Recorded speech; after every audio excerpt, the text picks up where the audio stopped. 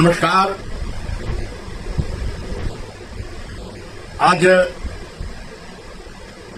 79वें स्वतंत्रता दिवस 15 अगस्त की पूर्व संध्या पर मैं समस्त देशवासियों को बहुत बहुत बधाई शुभकामना देता हूं और साथ ही साथ इस देश की आजादी के लिए लाखों क्रांतिकारियों नौजवानों ने अपना सर्वस्व न्यौछावर किया, लंबी लड़ाइयां लड़ी, जेल की सलाखों में पूरा वक्त बिताया, बहुत बड़ी संख्या में लोगों ने अपनी शहादत दी, जिसके बदौलत हमें ये आजादी मिली है। इसलिए हम आजादी के इन सभी अमरवीर सपूतों, शहीदों, स्वतंत्रता संग्राम सेनानियों को कोटि कोटि नमन करता हूं, वंदन करता हूं। यद्यपि आजादी 15 अगस्त 1947 को हमें प्राप्त हुई, लेकिन इसकी लड़ाई विगत सैकड़ों वर्ष पूर्व प्रारंभ की गई थी। यद्यपि स्वतंत्रता संग्राम लड़ाई की शुरुआत को इतिहास का 1857 में करने और मंगल पांडे जी को श्रेय देने की बात कही जाती है, लेकिन हकीकत यह है कि मंगल पांडे की बगावत का बिगुल फूंकने के पहले माता दीन पासी जी, माता दीन भंगी जी, जो ईस्ट इंडिया कंपनी के कारतूस बनाने की फैक्ट्री में काम करते थे, एक बार उनको प्यास लगी, छावनी में गए। उन्होंने वहां पर ड्यूटी पर तैनात सैनिक मंगल पांडे जी से पानी मांगा, तो मंगल पांडे जी ने जवाब दिया कि तुम भंगी हो, तुमको हम पानी पिलाएंगे तो हमें छूत की बीमारी लग जाएगी, अगर तुम बर्तन लेके पानी पियोगे तो बर्तन भी छूत का शिकार हो जाएगा, इसलिए तुम्हें पानी नहीं पिलाऊंगा। जिस पर माता दीन भंगी ने जवाब दिया, आप अगर इतने बड़े धर्म और जात को मानते हैं कि मेरे छूने से पानी अपवित्र हो जाएगा, बर्तन अपवित्र हो जाएगा, तो जिस कारतूस को आप दांत से निकालते हो, उस कारतूस में गाय और सुअर की चर्बी मिली हुई है, उसको तो बड़े शान से आप निकालते हो।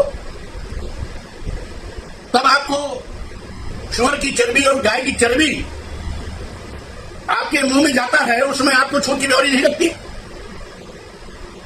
जिसको सुनकर मंगल पांडे को इस जानकारी मिलने के बाद बड़ा गुस्सा आया कि ब्रिटिश हुकूमत तो हमारे धर्म को नाश कर रही है, और उस अनुवाद में उन्होंने सेना में बगावत कर दी। अन्य सेना वालों को भी उन्होंने इसकी जानकारी दी कि जिस कारतूस को हम लोग दांत से खोलते हैं, उसमें गाय और सुअर की चर्बी मिली हुई है। अन्य सैनिकों में भी बगावत हुई, जिसके परिप्रेक्ष्य में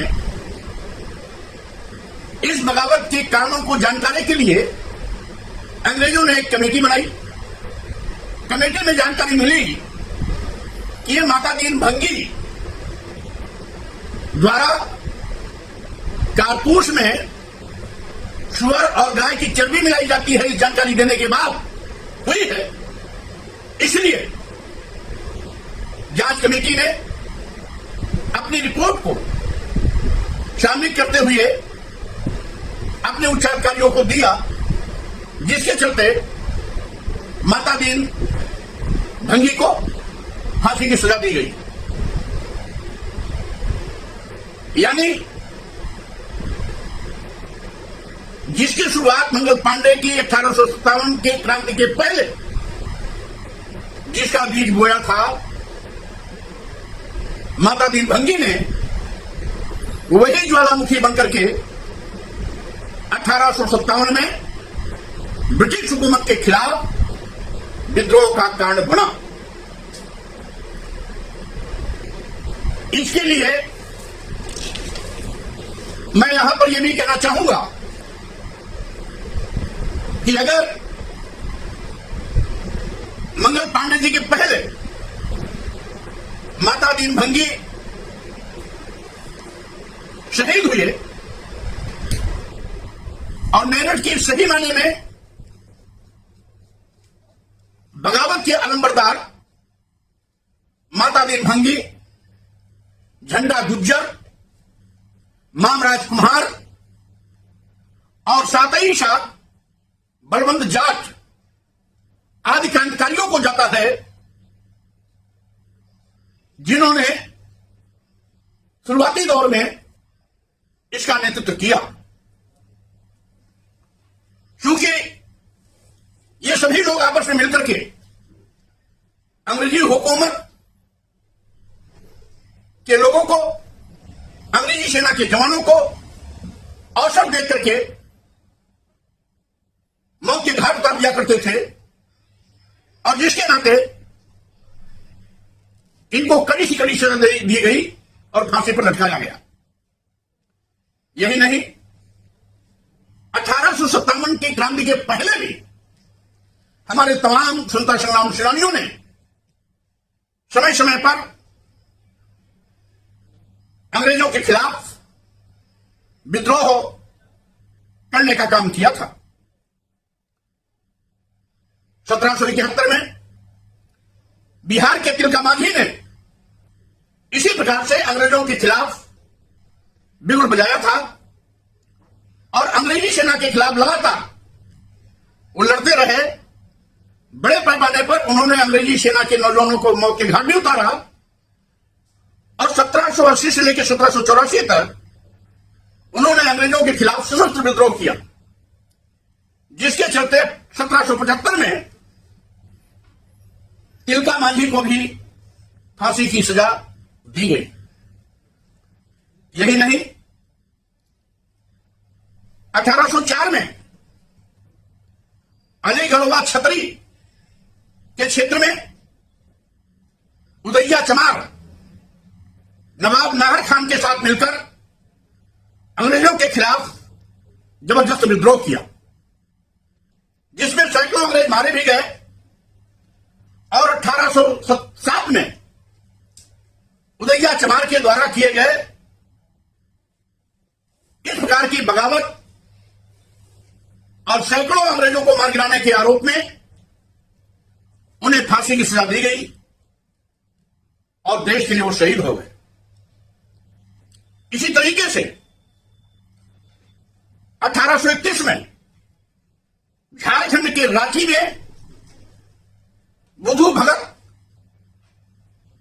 ने कोल विद्रोह का नेतृत्व किया, अंग्रेजों के खिलाफ जबरदस्त लड़ाइयां लड़ी, आदिवासी इलाके से अंग्रेजों को भगाने के लिए पूरी ताकत लगाई और आदिवासी क्षेत्र से अंग्रेजों को बाहर खदेड़ा भी, जिसके चलते अंग्रेजी हुकूमत बौखलाई और उसका नतीजा हुआ कि उस समय बुद्धू भगत पर 1000 रुपए का जुर्माना लगाया गया और 13 फरवरी 1832 को बुद्धू भगत और उनके दोनों बेटों को भी फांसी की सजा सुनाई गई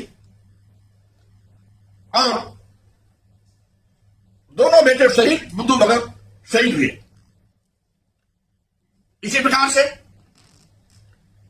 1855 और 56 में भी झारखंड के 2 आदिवासी जिसमें सिद्धू मुर्मू और कान्हू मुर्मू इन लोगों ने 10,000 से ज्यादा संथाल आदिवासियों को इकट्ठा करके अंग्रेजी हुकूमत के खिलाफ विद्रोह किया।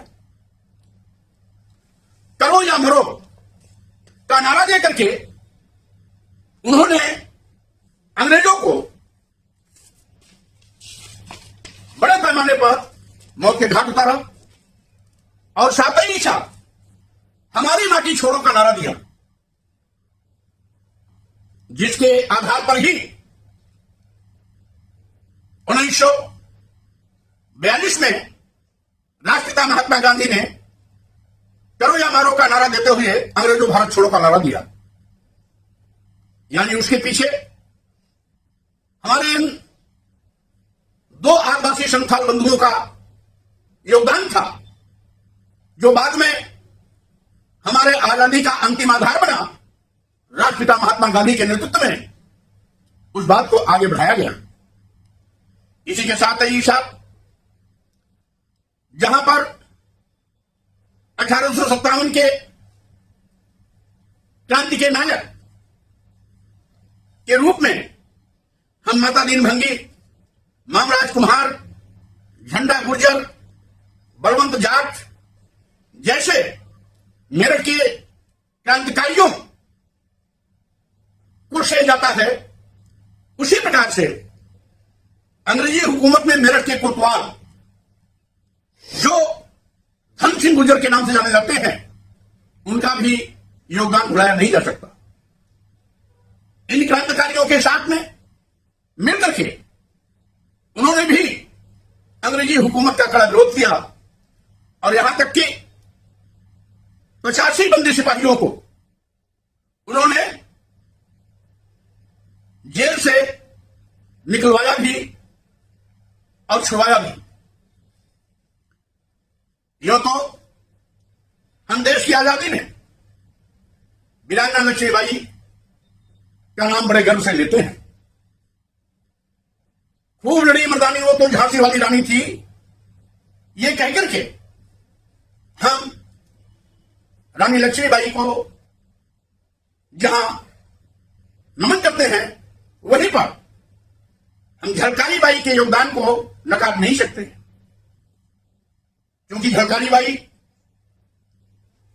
जिस समय अंग्रेजों के चंगुल में लक्ष्मीबाई फंस गई थी, उनके बेटे की जान खतरे में थी, तो उस समय झलकारी बाई ने ही, जो कोरी समाज की थी, रानी लक्ष्मीबाई की हमशक्ल थी, रानी लक्ष्मीबाई के बेटे को लेकर किले से घोड़े से कूदकर अंग्रेजों को चकमा देते हुए बचाने का काम किया था और अंग्रेजी सेना के छक्के छुड़ा करके उन्होंने झांसी के उस राजकुमार को बचाने में सफलता पाई थी। इसलिए हम जहां झलकारी बाई जी को, जहां हम वीरांगना लक्ष्मीबाई को कोट कोट नमन करते हैं, वहीं पर झलकारी बाई के योगदान को भी हम सलाम करते हैं, प्रणाम करते हैं। और साथ ही साथ जो इतिहासकारों ने इस देश के दलितों, आदिवासियों, पिछड़ों या अल्पसंख्यक समाज में तमाम ऐसे अमरवीर सपूर शहीद क्रांतिकारी सुंदर सलाम सेनानियों का नाम इतिहास के पन्नों से गायब किया, ये बड़ी दुखद बात रही। लेकिन हम ऐसे ही लोगों का नाम आज के इस अवसर पर आपके सामने लाकर उनके भी गौरव गाथा को परोसना चाहते हैं। जहां एक और हमारे लाखों लाख देश के अमरवीर सपूत क्रांतिकारी सुंदर सलाम सेनानी अपनी शहादत देकर के देश को आजाद कराने का काम किया, तो उसमें हमारे आदिवासी दलित पिछड़े समाज के लोगों ने भी बढ़ चढ़ करके हिस्सा लेने का काम किया। आज अगर हम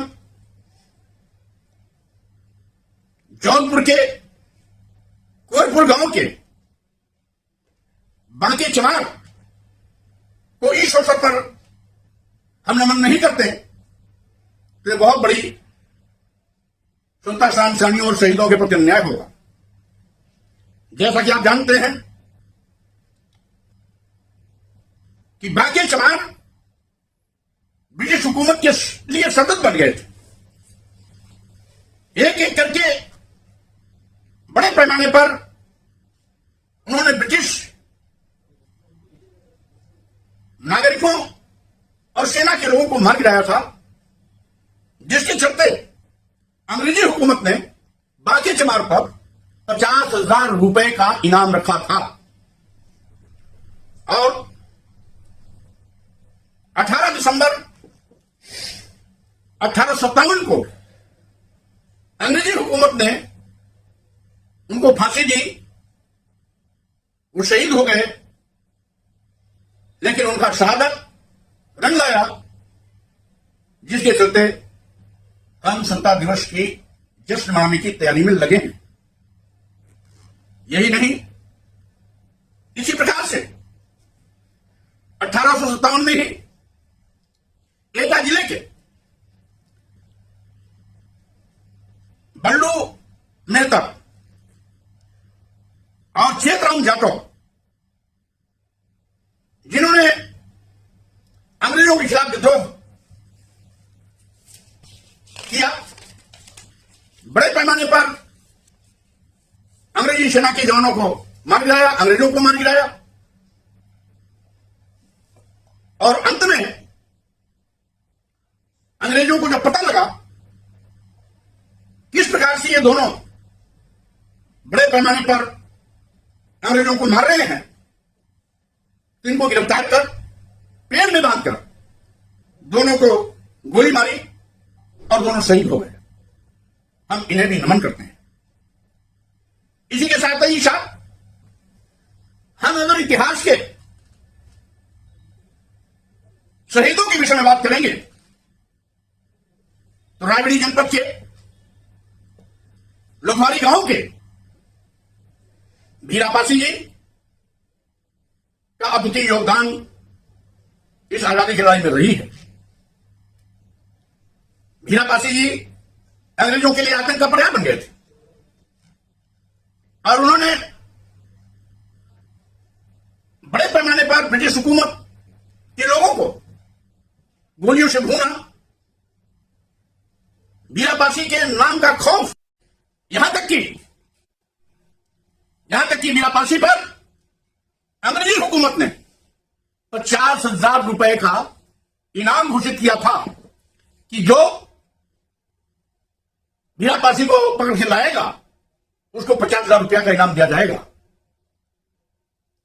यद्यपि उनकी पकड़ में कोई आया नहीं, उनकी पकड़ में भीरापासी नहीं आए। अंत में अंग्रेजी हुकूमत ने उनको फांसी सजा सुनाई और देश के लिए हंसते हंसते शहीद हो गए।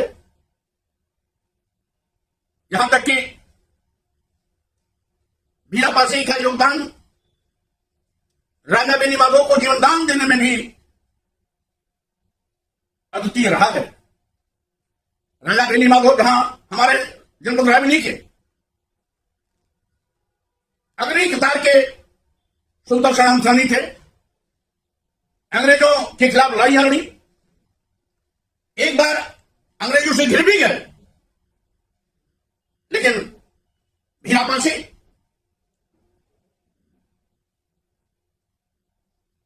ने उस समय राजा बेनी माधव को अंग्रेजों के घेरे से बाहर निकाला और घोड़े से लेकर उनको भागने में कामयाब रहे। स्वतंत्रता संग्राम सेनानियों की भी भूमि रायबरेली रही है। राजा बेनी माधव और भीरापासी का नाम इतिहास के स्वराक्षरों में लिखा जाना चाहिए। इसी के साथ ही साथ हम बात करते हैं अगर लखनऊ की, जिसमें नवाब वाजिद अली शाह की सेना के एक सैनिक मक्का पाशी ने सैकड़ों अंग्रेजों को मार गिराया। अंग्रेजों से लड़ते हुए अंग्रेजों की गोली के शिकार हुए, मौत के शिकार हो गए। इतिहास यही पर रुकता नहीं। मक्का पाशी की पत्नी उदा देवी अकेले बलबूते पर आपके इसी लखनऊ में सिकंदराबाद चौराहे पर एक पेड़ पर चढ़ करके 36 अंग्रेजों को मौत के घाट उतार दिया। वीरांगना उदा देवी महिला होकर के अपने पति का बदला 36 अंग्रेजों को मार गिरा करके उन्होंने चुकता किया। वीरांगना उदा देवी पासी को और उनके हौसले को मैं प्रणाम करता हूं कि महिला होकर के उन्होंने अपने पति मक्का पासी के हत्यारों को बख्शा नहीं, बल्कि एक के बदले 36 अंग्रेजों को मार गिरा करके वीरांगना उदा देवी ने अपना जौहर दिखाया, अपनी ताकत दिखाई। ये दिखाया कि भारत भूमि पर केवल पुरुष ही स्वतंत्रता संग्राम सेनानी नहीं हो सकते, देश के लिए केवल वही शहीद नहीं हो सकते, महिलाएं भी किसी से कम नहीं है। इस स्वतंत्रता संग्राम की लड़ाई में महिलाओं का भी एक बड़ा योगदान था, जिसको वीरांगना उदा देवी ने साबित किया। इसी क्रम में मैं आज जानना चाहूंगा, इसी लखनऊ में अवंतीबाई लोधी ने 1857 की क्रांति में 4000 सैनिकों की टीम बना करके अंग्रेजी हुकूमत के खिलाफ न केवल बगावत की, लड़ाइयां लड़ी, हजारों अंग्रेजों को मार गिराया। उनकी शहादत को प्रणाम। अंत में अंग्रेजों से लड़ते लड़ते वो शहीद हो गई। वीरांगना अवंतीबाई जी की शहादत को भी मैं नमन करता हूं। आज के इस अवसर पर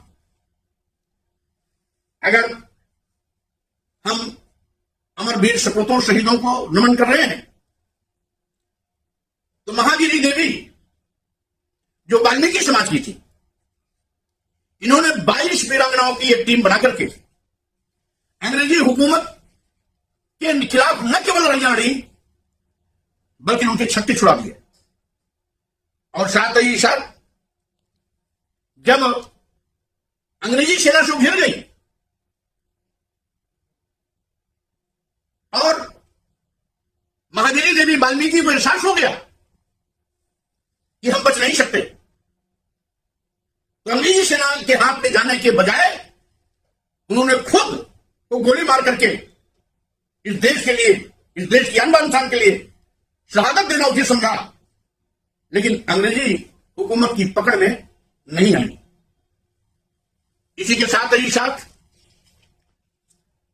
हम कानपुर के गंगादीन मेहतर और गंगू बाबा के योगदान को भी नमन करते हैं, जिन्होंने अंग्रेजों के खिलाफ लड़ाइयां लड़ते लड़ते 200 अंग्रेजों को मार गिराया और बाद में अंग्रेजों से लड़ते लड़ते वो शहीद हो गए। आज इस अवसर पर हम ऐसे तमाम गुमनाम शहीदों का नाम आपके सामने लाना चाहते हैं, जिसके योगदान को आम जनता नहीं जानती है। अंग्रेजों के खिलाफ जिस शिद्दत के साथ इन अमर वीर सपूतों ने लड़ाइयां लड़ी, हमारे इतिहासकारों ने इतिहास के पन्नों पर उनको स्थान नहीं दिया। ये ऐसे गुमनाम शहीद हैं जिन्होंने देश की आन बान शान के लिए न केवल अपना सर्वस्व उठाया बल्कि शहीद भी हुए। इसी क्रम में मैं वर्तमान में जो जनपद भदोही है, जो पहले वाराणसी का हिस्सा हुआ करता था, यहां के शीतलपाल जी को भी मैं नमन करता हूं, जिन्होंने अकेले अपने बलबूते पर सैकड़ों अंग्रेजों को मार गिराया। जो इनके यहां कटासा होता है, बांस की बड़ी लगी होती है जिसमें धार धार हंसुए लगे होते हैं, उसके माध्यम से गुमनामी तरीके से एक एक करके सैकड़ों अंग्रेजों को मार गिराया। और जब बाद में अंग्रेजों को पता लगा यह कारनामा शीतलपाल का है, तो उन्होंने उन्हें पकड़ करके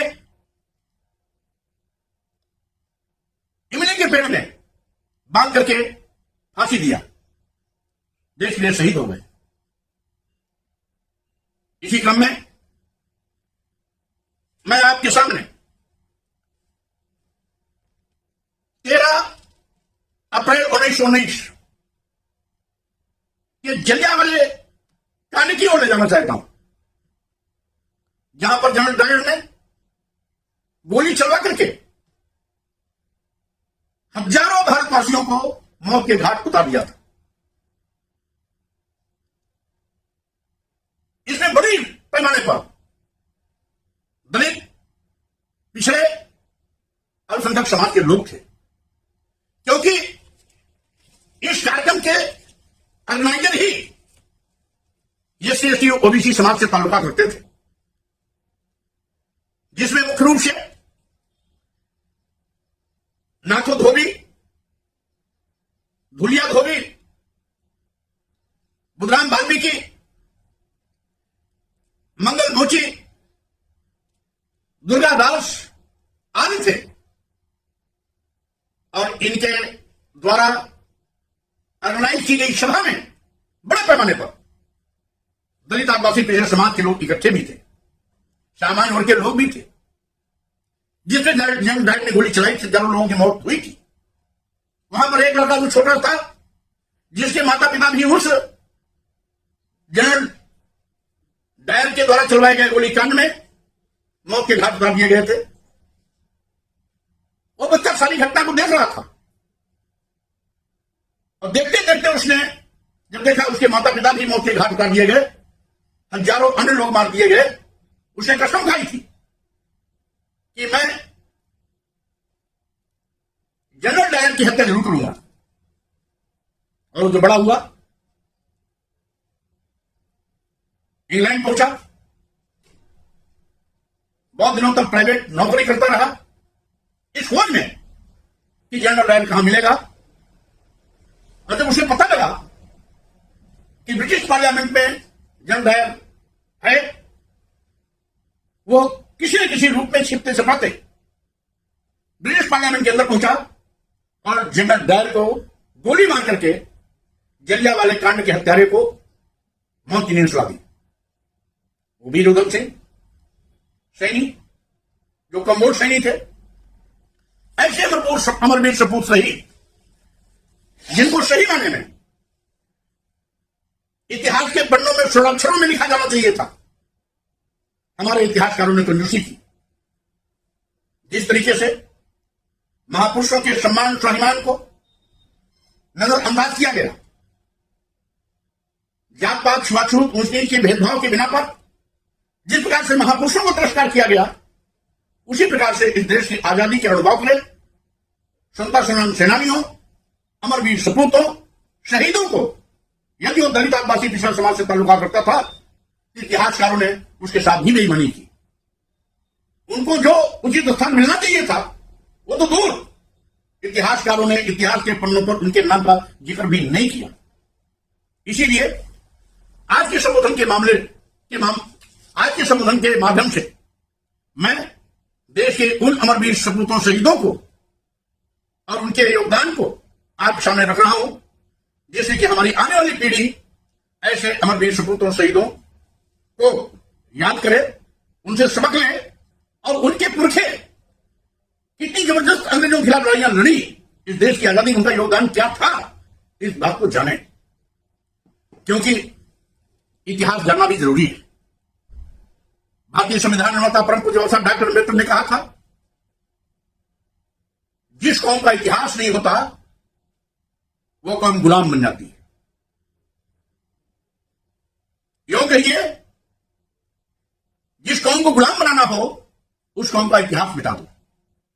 इतिहासकारों ने इस देश के दलितों, आदिवासियों, पिछड़ों के इतिहास को मिटाने की कोशिश की और इसीलिए स्वतंत्रता दिवस की पूर्व संध्या पर ऐसे भूले बिसरे नाम, जिनका स्वतंत्रता संग्राम की लड़ाई में बहुत बड़ा योगदान रहा, देश के आन बान शान के लिए शहीद हुए, उनको आपके सामने लाने का प्रयास कर रहा हूं। इसी के साथ ही साथ मैं ये भी कहना चाहूंगा कि आज बड़े पैमाने पर कुछ इतिहासकार सच परोसने की कोशिश कर रहे हैं। मैं आपका ध्यान गोरखपुर के चौरी चौरा कांड की ओर ले जाना चाहता हूं। तथाकथित इतिहासकारों ने उस आंदोलन के जो भी हीरो रहे हैं उनके नाम को इतिहास पर लाने में कंजूसी की है। जो पिछली कतार के लोग रहे उनको हीरो बनाया है, जबकि चौरी चौरा कांड के मुख्य नायक भगवान अहीर, लाल मोहम्मद, मेघू अली, नजर अली, अब्दुल्ला, कालीचरण, रघुवीर, रामलगन, रामस्वरूप, रुदाली, सीताराम, सहदेव, मोहन, श्याम सुंदर, संपत, लौटी, दुदही आज उसके मुख्य नायक थे। लेकिन अगर चौरी चौरा का इतिहास लिखने वाले लोगों ने इनके नाम का जिक्र करना भी पाप समझा, मैं बधाई देना चाहता हूं उदीयमान इतिहासकार सुभाष कुशवाहा जी को, जिन्होंने चौरी चौरा कांड पर, चौरी चौरा कांड के असली हीरो, असली नायक, असली स्वतंत्रता संग्राम सेनानियों को इतिहास के पन्नों पर लाने की कोशिश की। और साथ ही साथ वहां पर यह जिक्र करना जरूरी है कि तत्काल अंग्रेजी हुकूमत का पुलिस इंस्पेक्टर मुक्तेश्वर सिंह ने क्रांतिकारियों के साथ मारपिटाई की। अंग्रेजों के खिलाफ किसानों का गुस्सा था, उनकी आवाज को दबाने की कुचेष्टा की, जिसमें स्थानीय लोगों में विद्रोह हुआ और इन लोगों के नेतृत्व में वहां का थाना फूंका गया, जिसमें 22 ब्रिटिश पुलिसकर्मी मौत के घाट उतारे गए थे। आखिर इन शहीदों का क्या गुनाह था? यही ना तो दलित, पिछड़े या मुस्लिम समाज में पैदा हुए थे। क्या शहीदों को भी जात के नाम पर बांटा जाएगा? क्या शहीदों को धर्म के नाम पर बांटा जाएगा? क्या शहीदों को एक साथ भी भेदभाव किया जाएगा? ये कहां का न्याय है? इसलिए कलम चोर ऐसे इतिहासकार जो जात के नाम पर, धर्म के नाम पर इतिहास के पन्नों से ऐसे अमरवीर शहीदों को वंचित किया गया, आगे उनके साथ अन्याय न हो, इसलिए आपके समक्ष सच परोसने की कोशिश कर रहा हूं। मैं इसी क्रम में मैं छत्तीसगढ़, जो कभी मध्य प्रदेश का हिस्सा हुआ करता था, 1930 में नीधु कुमार और केंगलू कुमार के नेतृत्व में भी अंग्रेजों के खिलाफ बगावत हुई, जिसमें अंग्रेजी सेना के आमने सामने लड़ाई में ये दोनों मारे गए, देश के लिए शहादत दी। हम इन्हें भी कोर्शा नमन करते हैं, वंदन करते हैं। देवरिया में हम अगर प्रजापति समाज के रामचंद्र विद्यार्थी और सोना सुनार का जिक्र न करें तो स्वाभाविक रूप से देवरिया के स्वतंत्र सेनानियों के खिलाफ अन्याय हुआ। आप जानते हैं कि अंग्रेजों का झंडा जलाने के चक्कर में इन पर गोलीबारी की गई थी, जिसमें 13 साल 4 महीने की उम्र में रामचंद्र विद्यार्थी जी शहीद हुए थे। लेकिन उनको संता श्याम सेनानी का प्रमाण पत्र आज भी नहीं मिला। उनके साथ में जो नेतृत्व कर रहे थे सोना सुनार, अंग्रेजों की गोली से उनकी भी 1 महीने बाद मौत हुई थी। उनको भी बड़े जद्दोजहद लड़ाई के बाद जब मैंने प्रकरण को विधान परिषद में उठाया था, तब जाकर के स्वतंत्रता संग्राम सेनानी के रूप में न केवल उनको प्रमाण पत्र दिया गया, बल्कि देवरिया में उनकी शहीद स्थल भी बनाया गया। लेकिन रामचंद्र विद्यार्थी जी को अभी भी उपेक्षा का शिकार बनाया गया। उनकी शहादत को अभी भी नजरअंदाज किया गया, जबकि मौके पर 13 वर्ष 4 महीने के उम्र में विद्यार्थी जी को गोली मार के शहीद किया गया था। हम ऐसे गुमनाम शहीदों को भी कोट कोट नमन करते हैं, वंदन करते हैं। इसी प्रकार से 1942 में कुशीनगर, जो पहले देवरिया का हिस्सा हुआ करता था, वो देवरिया जा रहे थे, रास्ते में अंग्रेजी सिपाहियों ने उनको रोका और उन पर, क्योंकि वो स्वतंत्रता संग्रामी थे, उन पर गोली चला दी, जिससे उनकी मौत हो गई।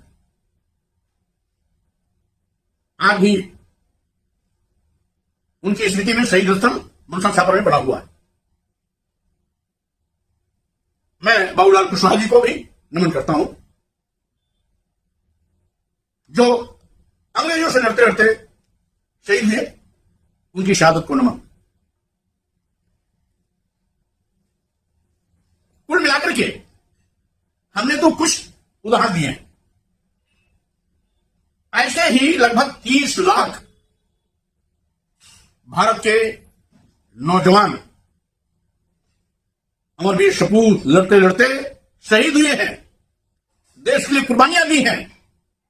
हम उन सभी अमरवीर सपूतों को, उन सभी अमरवीर शहीदों को, जिन्होंने देश के लिए शहादत दी, उन सबको नमन करता हूं, प्रणाम करता हूं। और साथ ही साथ इस 30 लाख लोग जो शहीद हुए हैं, इसमें 99% दलित, आदिवासी, पिछड़े या मुस्लिम है। मैं इसलिए कह रहा हूं, जिसको नकारा जाता है, दूध की मक्खी तरह दरकिनार बाहर किया जाता है, 99% लोगों ने जो शहादत दी देश के लिए, उनकी शहादत को नकारने की कोशिश की गई। ऐसे कुकृत्य की मैं निंदा भी करता हूं। और इसीलिए मैं अपने नौजवानों से इस बात की अपील करता हूं कि वो सही इतिहास जानने के लिए उन्हें अध्ययन करने की आवश्यकता है। देश की लाइब्रेरियों से के तमाम पुस्तकों को पढ़ करके या अन्य विदेशी लाइब्रेरियों की पुस्तकालयों में जाकर के पुस्तकें के के माध्यम से या भिन्न भिन्न जिलों की गजेटियर के माध्यम से अपने अतीत गौरवशाली इतिहास को खोज सकते हैं और सही माने में ऐसे गुमनाम शहीदों को एक एक करके आम जनता के सामने उनके गौरव गाथा को लाने का काम कर सकते हैं। मैं ऐसी अपेक्षा करता हूं। इसी के साथ ही साथ आज ऐसे बहुत से शहीद हैं आपके लखनऊ में ही एक शहीद स्थल बनाया गया है गुमनाम शहीदों के नाम, यानी शहीद स्मारक को बनाया गया है लेकिन अज्ञात नामों के नाम। यानी हमारे देश में सत्ता में बैठने वाले लोगों ने शहीदों के नाम को खोजने की जरूरत नहीं समझी। बहुत राष्ट्रभक्त बनते हैं, राष्ट्रवादी सोच का दर्शन पिलाते हैं, लेकिन उन्होंने अज्ञात शहीदों के नाम पर शहीद स्मारक को बना दिया। वो अज्ञात में नाम किसके थे, नामों की खोज नहीं किए। ये कहीं ना कहीं शहीदों का न केवल अपमान है बल्कि उपेक्षा का एक जीता जागता नमूना भी है। मैं उम्मीद करता हूं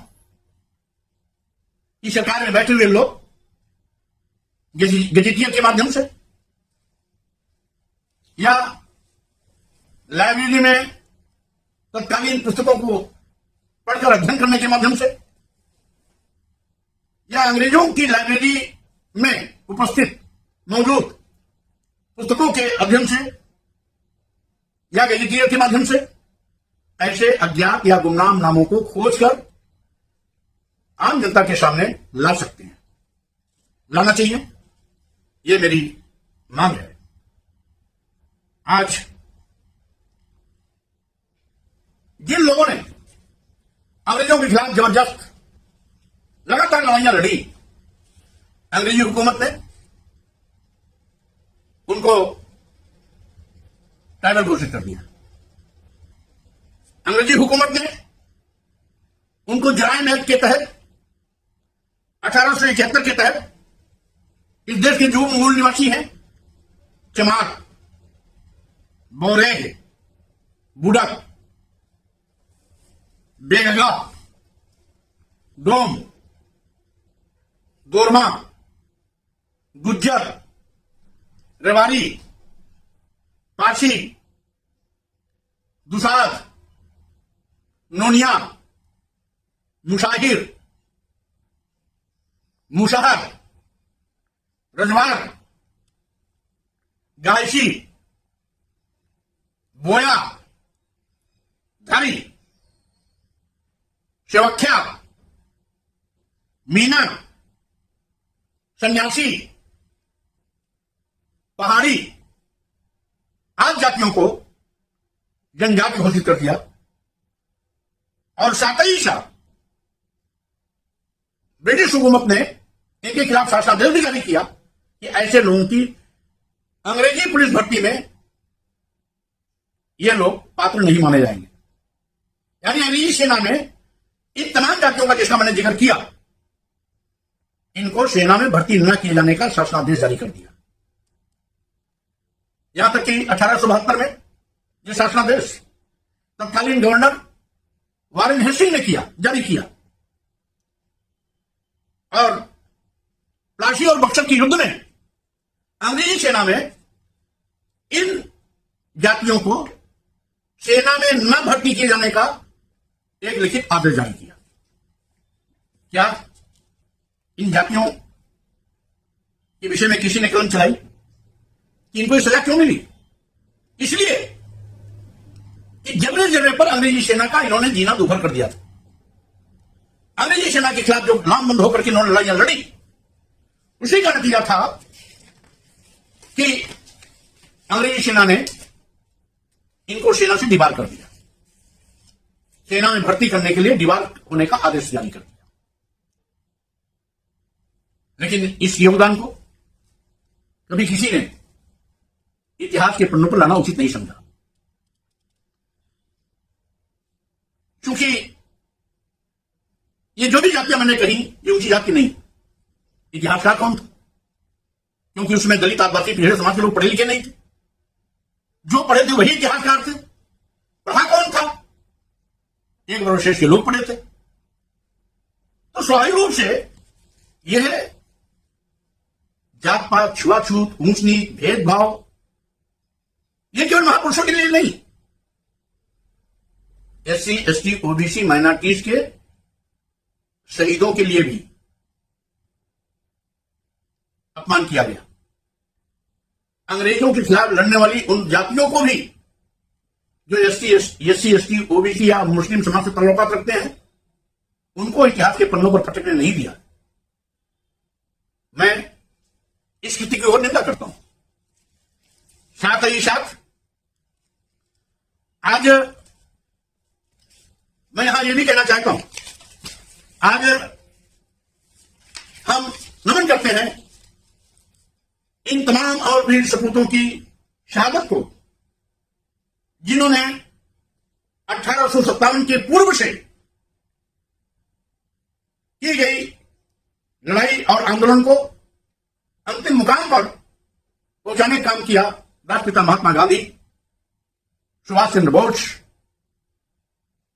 सरदार भगत सिंह, अशफाक उल्लाह खां, राम प्रसाद बिस्मिल, रोशन सिंह, चंद्रशेखर आजाद जैसे अमरवीर सपूतों ने जहां पर नरम दल गरम दल का नेतृत्व क्रमशः राष्ट्रपिता महात्मा गांधी और सुभाष चंद्र बोस करते रहे, वहीं पर हमारे इन तमाम अमरवीर सपूतों ने अपनी नौजवानी को हंसते हंसते फांसी के तख्ते पर चढ़ा दिया। नमन करता हूं इन सभी अमरवीर सपूतों शहीदों के साथ साथ सरदार भगत सिंह, अशफाक उल्लाह खां, राम प्रसाद बिस्मिल, ठाकुर रोशन सिंह, चंद्रशेखर आजाद जी के साथ साथ हम उन सभी शहीदों को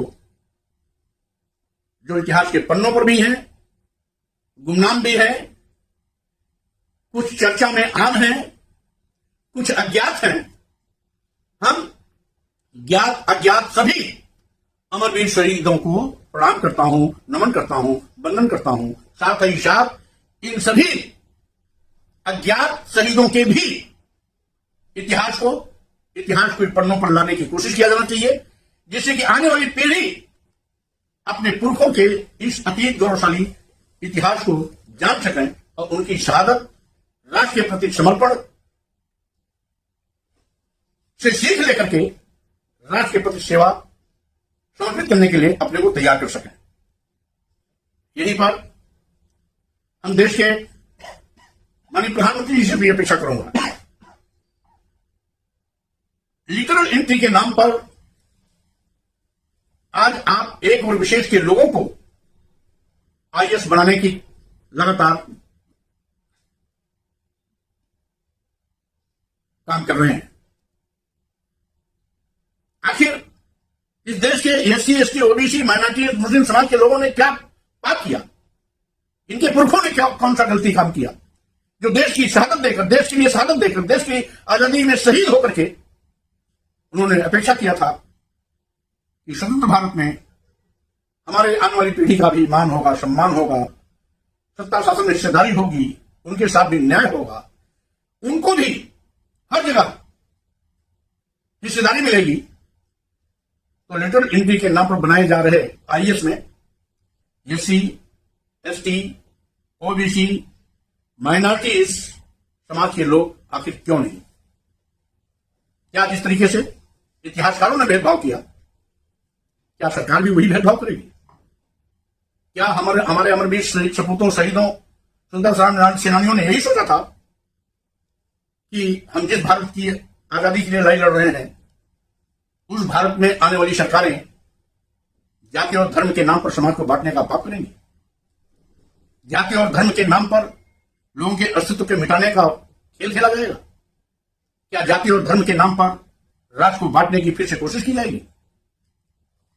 आज इस अवसर पर यह भी कहना समीचीन होगा कि हमारे स्वतंत्रता सेनानियों, अमरवीर सपूतों और हम और वीर शहीदों ने बड़ा सपना सजाया था। हमारा संपूर्ण राष्ट्र होगा, हमारा अपना संविधान होगा, हम सब मिलकर के भाईचारे की डोर में रोए जाएंगे और पूरा भारत एक साथ खड़ा दिखाई पड़ेगा। लेकिन जिस तरीके से आज जातवाद का नंगा नाच हो रहा है, जातवाद के नाम पर दलित आदिवासी पिछड़े समाज के साथ बड़े पैमाने पर भेदभाव हो रहा है, शिक्षा से वंचित करने की कोशिश की जा रही है। मैं ये शिक्षा के माध्यम से इनके बेटे बेटियों को शिक्षा से दूर रखने की साजिश की जा रही है। विश्वकर्मा श्रम सम्मान योजना चला करके इस देश के दलितों आदिवासियों पिछड़ों को उनको पुश्तैनी काम की ओर भेजा जा रहा है, पुश्तैनी काम करने के लिए मजबूर किया जा रहा है। क्या ये देश के 90% दलित आदिवासी पिछड़े समाज के साथ अन्याय नहीं है क्या? इस देश की आजादी में मुस्लिम समाज का भी बड़ा योगदान था। हिंदू मुस्लिम कहकर के क्या मुस्लिम समाज के साथ सौतेला व्यवहार नहीं किया जा रहा है? क्या धर्म के नाम पर समाज को बांटने का पाप नहीं किया जा रहा है? क्या स्वतंत्रता सेनानियों का यही सपना था कि हमारी आने वाली पीढ़ी जात के नाम पर, धर्म के नाम पर सौतेलेपन का शिकार होगी, सरकार के अन्याय जनजातीय अत्याचार की शिकार होगी, सरकार के द्वारा भी भेदभाव का शिकार होगा? इसलिए सच्चे मन से और दिल पे हाथ रख करके इस बात को सोचिए। हम जानते हैं कि वो ज्यादा राष्ट्रवादी बनता है जिसके पुरखों ने देश की आजादी के लिए कोई योगदान नहीं दिया। हम ये भी जानते हैं जिसके बाद दादा पुरखों ने इस देश की आजादी में शहादत नहीं की है, स्वतंत्रता संग्राम सेनानी के रूप में देश के लिए अपना जान नहीं निछावर किया है, वो लोग शहीदों की शहादत का कीमत क्या जाने? वो लोग देश के अस्तित्व और इस देश की आजादी को क्या समझेंगे? इसीलिए ऐसे ही दूषित मानसिकता के लोग देश को बांटने की कोशिश कर रहे हैं। जब संपूर्ण राष्ट्र भारत है, हमारा अपना भारतीय संविधान है, भारतीय संविधान निर्माता परम पूज्य बाबा साहब डॉक्टर अंबेडकर ने संविधान सभा में लंबी बहस के बाद संविधान सभा के अन्य सदस्यों की सहमति से देश को संविधान दिया और जब भारतीय संविधान के द्वारा देश संचालित है तो समय समय पर हिंदू राष्ट्र की मांग क्यों? क्या हिंदू राष्ट्र की मांग करना देशद्रोह नहीं है क्या? क्या देश को बंटवारे की ओर ले जाने की यह साजिश नहीं है क्या? इसलिए ये देश सबका है। हिंदू, मुस्लिम, सिख, ईसाई, बौद्ध, जैन, पारसी, जो भी भारतीय हैं, ये उन सभी भारतीयों का देश है। इसलिए कोई भी धर्म विशेष के नाम पर भारत का नाम नहीं पड़ सकता है। भारत भारत है, आज से नहीं, बहुत प्राचीन काल से ये नाम चला रहा है। भारत का अपना गौरव है, इतिहास है। ये भारत बुद्ध की धरती है, महावीर जैन की धरती है, कृष्ण की धरती है, राम की धरती है। इसलिए इसको खंडित करने की कोशिश मत करो। हम सब एक हैं। यही हमारे स्वतंत्रता संग्राम सेनानियों और शहीदों का सोच था, सपना था। इसलिए हम उनके सपने को साकार करें। ऐसी मैं अपेक्षा करता हूं इस पूरे देश से और उन लोगों से भी जो हिंदू राष्ट्र की मांग करके देश को बांटने की नापाक कोशिश कर रहे हैं, उनसे भी मेरा निवेदन है। ये कभी अखंड भारत था जिसकी संस्थापना चंद्रगुप्त मौर्य ने की थी और जिसका विस्तार सम्राट अशोक महान ने किया था, जिसकी सीमा कभी इराक ईरान तक जाती थी, जिस भारत में अफगानिस्तान था, बलूचिस्तान था, पाकिस्तान था, बांग्लादेश था, म्यांमार था, बर्मा था, नेपाल था, वो अखंड भारत था जो आज खंडित होकर के टुकड़ों टुकड़ों में भिन्न भिन्न छिन्न भिन्न हो गया है और उसको छिन्न भिन्न करने की कोशिश करने से बाज आएंगे। इसलिए आज स्वतंत्रता दिवस के अवसर पर मैं फिर से अपील करता हूं कि हम सबका ये राष्ट्र है, हम सब इसके नागरिक हैं, हम सब भारतवासी हैं। हम राष्ट्र के लिए समर्पित भाव से अपने उन अमरवीर शहीदों के सपनों को साकार करते रहेंगे, राष्ट्र को अक्षुण्ण बनाए रखेंगे। भारतीय संविधान हम सभी का संरक्षक है। देश में सभी धर्म, पंथ, संप्रदाय, जाति संविधान से संचालित होंगे। धर्म आस्था का विषय है। इसलिए जिस भी धर्म के प्रति आस्था हो, स्वतंत्र रूप से वो अपने धर्म को अनुपालन कर सकते हैं, धर्म को मान सकते हैं। संविधान इसकी छूट देता है। इसलिए जाति के नाम पर, धर्म के नाम पर राष्ट्र को खंडित करने का पाप करने से लोग बाज आए। इस अपील के साथ मैं पुनः अपने देश के स्वतंत्रता संग्राम सेनानियों, अमरवीर सपूतों, शहीदों, जिनके योगदान से, जिनके बलिदान से, जिनके सेवा समर्पण से और जिनके आजीवन संघर्षों से देश को आजादी मिली है, इस स्वर्णिम दिवस, स्वतंत्रता दिवस 15 अगस्त के पूर्व संध्या पर मैं आप सभी देशवासियों को पुनः बहुत ढेर सारी बधाइयां, शुभकामनाएं